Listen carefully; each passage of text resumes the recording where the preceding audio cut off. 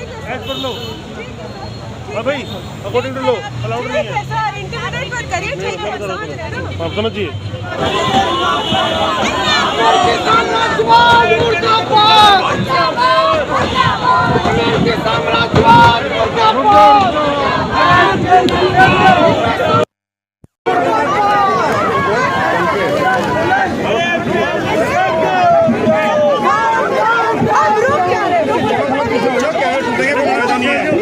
सारे साथी प्लीज रुक जाए, रुक जाए, सारे साथी प्लीज रुक जाए।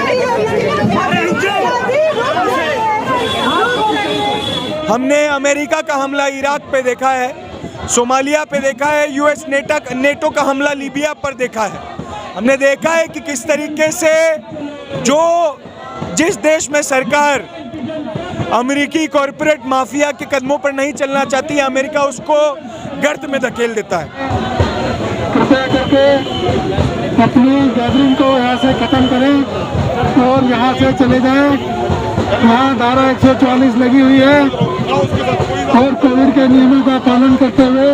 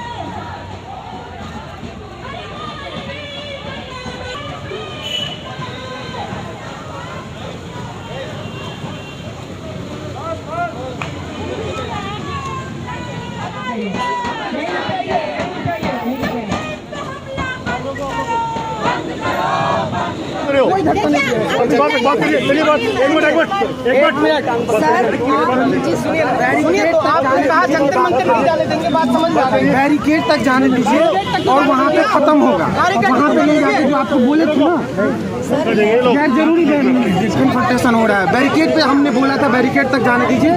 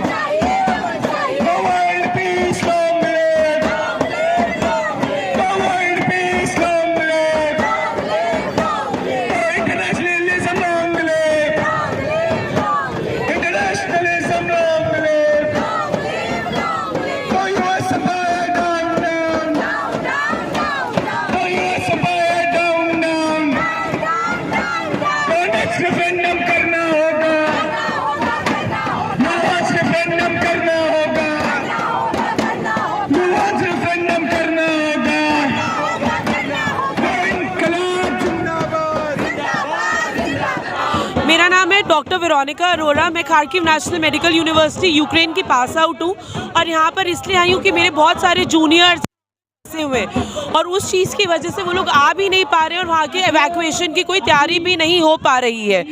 इन सब चीज़ों की वजह से वो लोग बहुत ज़्यादा ना खाना मिल रहा है, ना पीने को मिल रहा है, ना वो सो पा रहे हैं। बॉम्ब शेल्स अपने मेट्रो स्टेशन के अंदर बंद है। हम लोग बहुत ज़्यादा सब परेशान हैं यहाँ के और हम चाहते हैं कि हमारी इंडियन गवर्नमेंट कुछ तो करे। तभी हम प्रेशराइज करने के लिए यहाँ पर आए हैं कि प्लीज़ वहाँ के लिए भी कुछ एक्शन लिया जाए और वहाँ से निकाला जाए। मैं डॉक्टर पारस RML हॉस्पिटल दिल्ली से। मैं एक फॉरेन मेडिकल ग्रेजुएट हूँ। हमारे बहुत सारे साथी वहाँ पे फंसे हुए हैं। हमें सरकार से एक ही मांग है कि उनको विश्वास में लेते हुए लगातार उनसे बात करें और जो भी संभव कदम हो वो संभव कदम उठाए जाएं उनको वापस लाने के लिए। अभी वहाँ सिचुएशन ये है कि बच्चों को अंडरग्राउंड बाईपास में रखा गया है। वहाँ पे उनको खाना पीने की दिक्कत आने लग गई है, खाना ख़त्म हो रहा है, कोई उनसे पूछ नहीं रहा है। जितनी रिसोर्सेज अब कम होती जा रही है, इन केस में सरकार को उनसे बात करनी चाहिए, खाने पीने की चीज़ें मुहैया करानी चाहिए जब तक वो उनको इवैक्यूएट ना कर पाएँ, और जल्दी से जल्दी उनको इवैक्यूएट करें। वो बच्चे वहाँ तनाव में जी रहे हैं, खतरा बिल्कुल बना हुआ है। उनको मोबाइल की लाइटों के सहारे रात को कहीं जाना पड़ता है बाहर, वॉशरूम की दिक्कत है, गर्ल्स स्टे कर रही है, बॉयज़ स्टे कर रहे हैं, वहाँ पे ठंड है। सारी चीज़ों को नज़र रखते हुए आपको ये ध्यान में रखना चाहिए कि बच्चों की सुविधाओं का एटलीस्ट अभी के लिए ख्याल रखा जाए और जल्दी से जल्दी उनको इवैक्यूएट किया। हमारी तरफ से हर बार बार बोला जा रहा है कि बच्चों के इवैक्यूएशन का प्रबंध किया जाए, उनको वहाँ से निकाला जाए, पर जो स्पेशली कीव और खार्किव के बच्चे हैं उनके लिए अभी ऐसा कोई फैसिलिटीज़ प्रोवाइड नहीं की जा रही है। तो हमारी यही डिमांड है कि थोड़ा वहाँ पे भी ध्यान दिया जाए। उन बच्चों को, they are running out of food, out of water, और उन बच्चों को बहुत तंगी का सामना करना पड़ रहा है।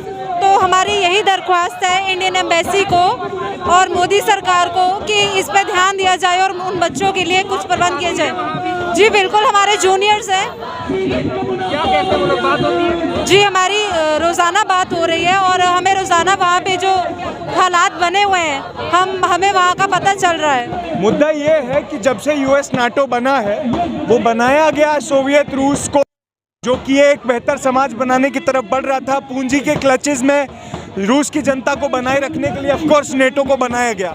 दुनिया की जनता पे कंट्रोल करने के लिए नेटो को बनाया गया। जब से सोवियत रूस का पतन हुआ है, हम देख रहे हैं यूएस और नेटो लगातार यूरोप में फैलने की कोशिश कर रहा है, लगातार नॉर्थ अटलांटिक ट्रीटी ऑर्गेनाइजेशन को बढ़ाने की कोशिश कर रहा है। जो हम देखते थे उससे पहले अमेरिका सीटो चलाता था, सेंटो चलाता था, पूरी दुनिया में अपने मिलिट्री बेसिस खोलने की कोशिश करता था। अब वो यूरोप में लगातार बढ़ता जा रहा है। एक मुद्दा ये है। और दूसरी तरफ जो रशिया ने जिस तरीके से हमला यूक्रेन पर किया है, व्लादिमीर पुतिन की सरकार ने जिस तरीके से यूक्रेन पर हमला किया है, यूक्रेन की जनता पर कीव में टैंक्स घूम रहे हैं, हम देख रहे हैं। और हम एक बात कह रहे हैं कि ये दोनों तरफ से जंग जनता के लिए नहीं हो रही है, पूंजी के लिए हो रही है। व्लादिमीर पुतिन जो गैज़प्रोम और ज़ीनिट का काम करते हैं, दूसरी तरफ यूएस और नेटो भी अपनी बड़ी बड़ी कंपनियों के लिए काम करते हैं। इस देश ने, इस दुनिया ने बार बार देखी है। हमने अमेरिका का हमला इराक पे देखा है, सोमालिया पे देखा है, यूएस नेटो का हमला लीबिया पर देखा है। हमने देखा है कि किस तरीके से